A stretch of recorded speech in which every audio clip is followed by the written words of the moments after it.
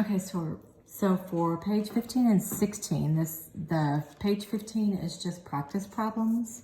So if you will try to do this first problem, pause your video, and then check your work. So the first one you should have gotten, it should have gone in evenly, and you should have no remainder. Then for the second one, do the same thing, except I'm going to give you just a little bit of a hint. Notice that it goes x to the third, and then there's not an x to the second element, so you need to put in a 0. Okay, so give that a try.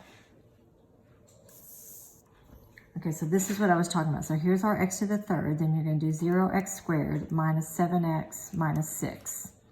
And then that way, when you do that, you should get no remainder. Okay, so on the back side is the new information. So there's a thing called the Factor Theorem, and these 4 statements basically mean the same thing.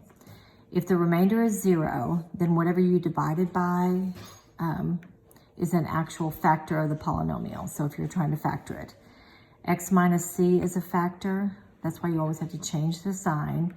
C is a solution when you get a 0. That's what it means to be an x-intercept or a 0.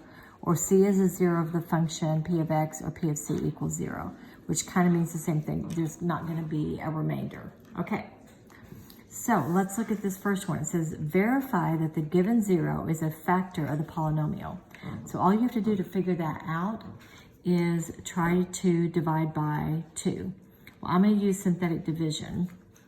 So 2, and that's going to be 1, negative 3, see, 3, 2, 1, 5, and a negative 2. So if you remember synthetic division, you just bring that down. And I'm going to multiply, I'm going to add, I'm going to multiply, I'm going to add, I'm going to multiply. So that would be 6, and then that would be 4. So since that is not a 0, then the answer, determine if 2 is a 0, is no. Okay, then determine if 2 is a 0 of this other polynomial. So let's look at it though, because this is a 4, 2, 1, 8. So you do need to be careful when you do synthetic division. And 2, then I'm going to need a 0 because there's not an x to the third. I need to put a 0 for a placeholder. Then negative 28, then 14, then negative 8. Okay, so bring that down first. And that's 2. So 2 times 2 is 4. Add those up as 4. 2 times 4 is 8. Add those together. 2 times negative 20 is negative 40. That would be negative 26. That would be negative 52. And that would be negative 60. So this is also no. I had hoped that one of them would be yes and one of them would be no, but that's not the case. All right. So use the factor theorem to solve a polynomial equation. So they're saying 3 is a 0.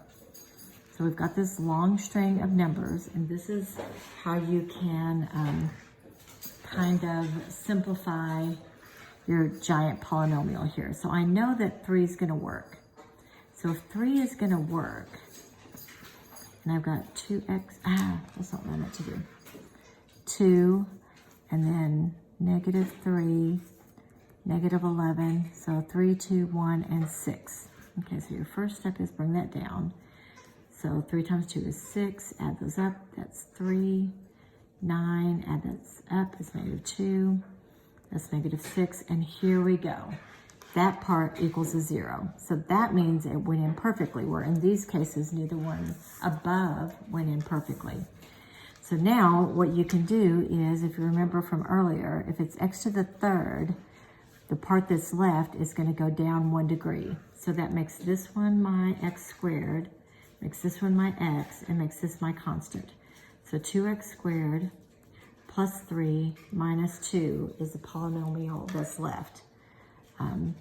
So it says use the factor theorem to solve a polynomial equation. So the rest of this could be also factored even smaller.